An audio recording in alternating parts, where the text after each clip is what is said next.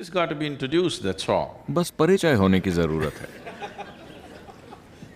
आप अपने आसपास की हर चीज पर बहुत ध्यान दे रहे हैं, इस पर पर्याप्त ध्यान नहीं दे रहे, लेकिन आपके जीवन की क्वालिटी मूल रूप से इस बात से तय होती है कि आप इसे कैसे रखते हैं, है ना? इस पल आपने कैसे कपड़े पहने, आपने बाहर कैसी कार खड़ी की है, आप किस तरह के घर में रहते हैं, यह आपके जीवन की क्वालिटी तय नहीं करते। इस पल आप अपने भीतर कितना आनंदित महसूस कर रहे हैं, यही आपके जीवन की क्वालिटी तय करता है कि नहीं? इसके बारे में कुछ भी नहीं किया गया है। आपको लगता है कि यह किसी नतीजे की तरह सामने आएगा और आप अपनी खुशी के लिए असंभव लक्ष्य रख रहे हैं। अगर मुझे खुश होना है तो मेरी पत्नी को ऐसा होना चाहिए, मेरे पति को ऐसा होना चाहिए, मेरे बच्चे को ऐसा होना चाहिए, दुनिया को वैसा होना चाहिए। आप अपनी खुशी और शांति के लिए इस तरह की नामुमकिन शर्तें रख रहे हैं। अब आपने समझौता करके शांति को ही अपना लक्ष्य बना लिया है। Why I'm saying compromise yourself to मैं ऐसा इसलिए कह रहा हूं क्योंकि बहुत से लोगों ने परम आनंद या उन्माद को पाने की इच्छा ही त्याग दी है। अगर मैं शांत रह सकूं तो काफी है। यहां तक कि तथाकथित आध्यात्मिक गुरु भी यही कह रहे हैं कि शांति ही आपके जीवन का परम लक्ष्य है। शांति आपके जीवन का सबसे बड़ा लक्ष्य नहीं है। अगर आज आप अपने लंच का आनंद उठाना चाहते हैं तो आपको शांतिपूर्ण होना चाहिए, है ना? अगर आप शांत ही नहीं हैं तो आप अपने जीवन में कोई भी काम सार्थक रूप से नहीं कर पाएंगे। worthwhile way. To be peaceful, मूल रूप से शांत होने का मतलब है कि आप अपने मन को बेचैन नहीं कर रहे। to be peaceful, शांत होने का अर्थ है कि आपका तंत्र पूरी तरह से सहज है। आप जानते हैं कि अपने मन को कैसे चलाना है, अपनी भावनाओं को, शरीर को और ऊर्जाओं को कैसे चलाना है। आप शांत हैं। ये कोई रॉकेट टेक्नोलॉजी नहीं है। ये सबसे बुनियादी बात है। आपके घर में कुत्ता है, आप उसे खाना दे दीजिए, वो शांति से बैठा रहता है। हो सकता है कि आनंदित नहीं, लेकिन शांति से। कई बार वो आनंदित भी होते हैं। yes, अगर आपका कुत्ता शांत, ओ उसे मेरी फैक्ट्री नहीं चलानी पड़ती, बात वो नहीं है। उसकी भी अपनी मुश्किलें हैं।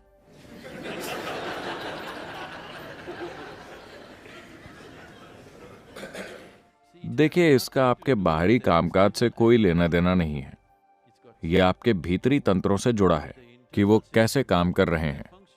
मूल रूप से इसका मतलब है कि ना आपका शरीर, ना आपका मन, ना आपकी केमिस्ट्री, ना आपकी भावनाएं और ना आपकी ऊर्जा आपसे निर्देश ले रहे हैं।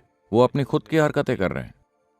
जब आपकी मशीन आपके काबू में नहीं रहती तो शांत रहना असंभव हो जाता है। मान लीजिए कि आप अपनी कार में बैठते हैं और वहां जाकर आप इस तरफ मुड़ना चाहते हैं। आप स्टीयरिंग को ऐसे घुमाते हैं, लेकिन कार ऐसे जाती है। क्या आप इस कार को शांत होकर चला सकते हैं? चला सकते हैं? नहीं। बेचैनी स्वाभाविक है ना? आपके वाहन के साथ भी यही हुआ है। ये काबू से बाहर है। पहली बात तो ये कि आपने कभी जानना ही नहीं चाहा कि इसका स्टीयरिंग व्हील कहाँ है। this is ये एक कार जितना सरल नहीं है। ये एक सुपर कंप्यूटर है। अब समस्या ये है कि ज्यादातर लोगों ने तो इसका कीबोर्ड खोजने तक की कोशिश नहीं की है। उन्हें लगता है कि अगर वो ऐसा करते हैं तो वो काम करने लगेगा। जब आपको ऐसी परिष्कृत मशीन दी गई है, अगर आप उसे सही तरह से नहीं चलाते तो ये आपके लिए कई परेशानियां पैदा करेगी। अभी अनजाने में ही चल रही है। ये इस तरह से बनी है कि अगर आप अपने हाथों को इस तरह रखते हैं तो ये एक तरह से सांस लेगा। अगर आप इसे केवल पलट देते हैं तो आपके सांस लेने का तरीका, आपके फेफड़ों का सांस का पैटर्न ही बदल जाएगा। जब आपके पास समय हो तो आप इसे आजमा सकते हैं, ऐसे और ऐसे। हर चीज जो आप करते हैं उसके कारण इस मशीन में बुनियादी बदलाव आ रहे हैं, क्योंकि ये उस स्तर की परिष्कृत मशीन है।